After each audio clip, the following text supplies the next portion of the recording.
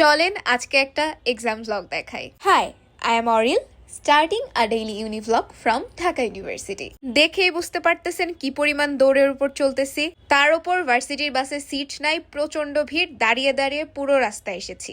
Normally তো আমার বাসের দোতলার আরামের দিনকাল দেখেন, আজকে শুধু আরো কয়েকটা রেগুলার দিনের চেহারা দেখালাম। বাসে ওঠার পর থেকে প্রচন্ড বৃষ্টি শুরু হয়, নামার পর আরো বেশি বৃষ্টি। সো বেসিক্যালি আজকে থেকে আমার মিট শুরু, আজকেই ফার্স্ট মিট। বাস ধরার চক্করে একটু বেশি আগেই চলে এসেছি। এসে দেখেই পুরো এক্সাম হল ফাঁকা। যে কোনো এক্সামের দিন রাস্তা দিয়ে পড়তে পড়তে যাই, বাসে বসে পড়ি, হলের বাইরে পড়ি, হলে ঢুকেও পড়তে থাকি, পড়া শেষ হয় না। And before you again ask me চোখ এত লাল কেন, আগের ভিডিও মনোযোগ দিয়ে দেখে আসেন। এক্সাম শেষ করে আগে দৌড়ে গিয়ে চা নিয়েছি একটা, কারণ চা ছাড়া আই ওয়াজ লিটারালি ডাইং। চা শেষ করার আগে প্রচন্ড ঝুম বৃষ্টি নামলো। তারপর কোনো মতে দৌড় দিয়ে আগে ফ্যাকাল্টির নিচে গেলাম, বাট এইটুকু যেতে যেতেই একদম কাক ভেজা। এখন তো মোটামুটি টানা প্রতিদিনই বৃষ্টি হচ্ছে।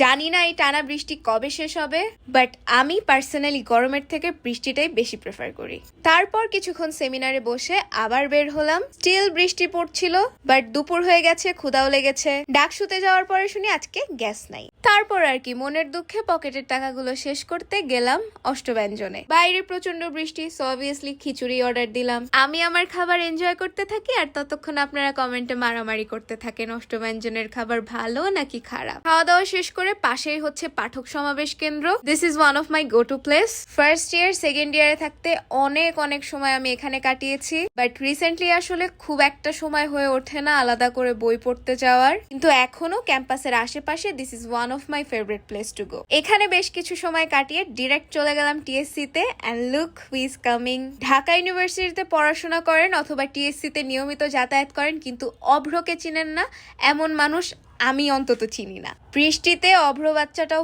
পুরা ভিজে গিয়েছিল। ওর সাথে এখানে অনেকক্ষণ বসেছিলাম, তারপর ওকে বাই করে সেখান থেকে চলে আসলাম বাস ধরতে।